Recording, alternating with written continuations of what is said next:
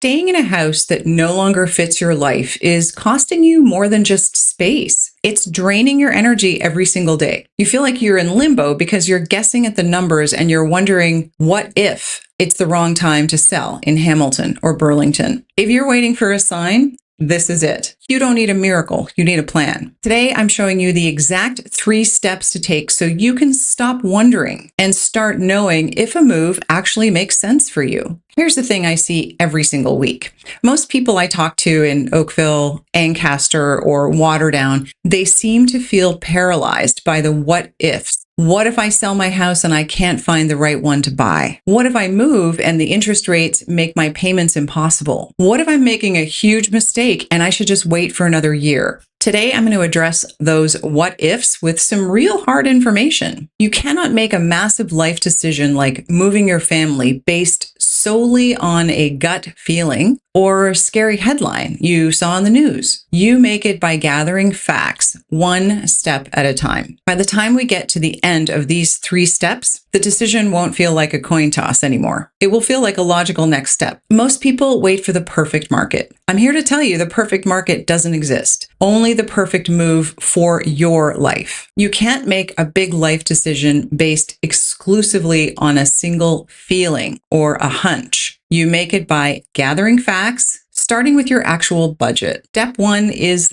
the money. Before you look at a single beautiful kitchen on realtor.ca or drive through a new subdivision in Caledonia, you need to talk to a mortgage broker. I know you might think you already have a pretty good idea of what you can afford. Maybe you checked an online calculator or you remember what your bank told you a few years ago. In this market, a rough idea is what gets people into trouble. You need a professional to look at your actual documents, your T4s, your debt ratios, and your current equity to verify what is possible for you right now in this market. Why is this so important? Because knowing your limit gives you comfort. It tells you what is available to you and, just as importantly, what is not. When you know your number, you can layer that into your decision.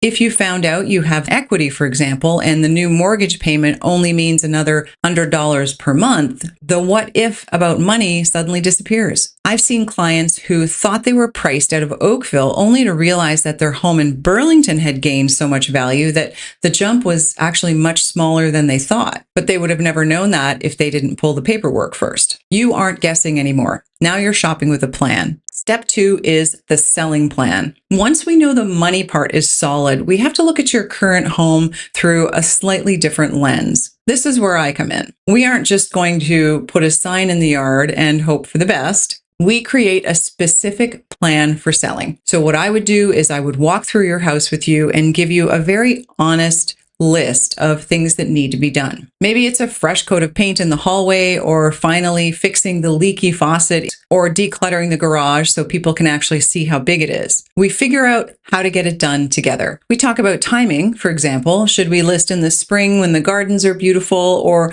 wait until June or July when the markets calm down and you don't have as much competition for selling? Once you have a checklist, all of a sudden things feel a lot more manageable. You realize that getting the house ready is not an impossible task. In fact, there's probably fewer things to do than you think. It's just a series of small, manageable jobs. Part of the plan also gives you a target price. Once you know what you're likely to walk away with, the puzzle pieces start to fit. And step 3, the shopping trip. Now, here's the part that surprises most people. Steps 2 and 3 can actually be done at the same time. While you're getting your house ready for the market, we can also be shopping for properties that you might like to see. There's a huge difference between scrolling through photos on your iPhone at 11 o'clock at night and standing in a real living room in a neighborhood like the Orchard or Bronte Creek. When you walk through that front door and realize, hey, I could actually see myself living here, the fear of moving starts to turn into a little bit of excitement. What can also happen is you go and see a few properties and you come to the conclusion that what you have now works better than anything that you see out there. This is also a win. This is progress. Because now you have the comfort of knowing you have done your investigation. That means you can stop the endless searching and you can just enjoy your current home because you've done the research. It's peace of mind.